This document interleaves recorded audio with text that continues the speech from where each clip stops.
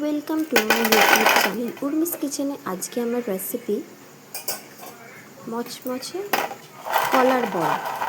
আসুন দেখে নেওয়া যাক আমার এই রেসিপিটি।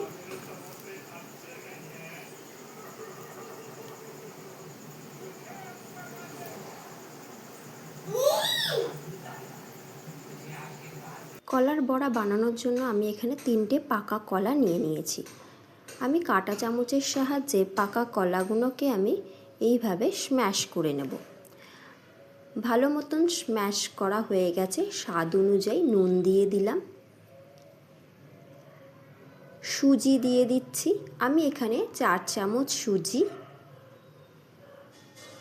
হাফ কাপ গুঁড়ো চিনি, হাফ বাটি নারকেল কোড়া আর 6 চামচে ময়দা, 4 চামচে চাল গুঁড়ি দিয়ে সমস্ত উপকরণ ভালো করে আমি মাখিয়ে মিশিয়ে আমি একটা ডো তৈরি করে নেব।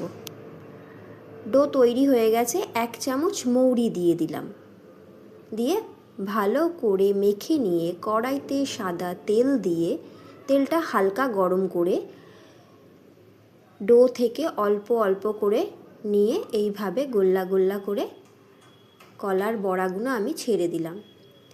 একটু তেলে হয়ে যেতে আমি আরেক পিঠ উল্টে দিচ্ছি।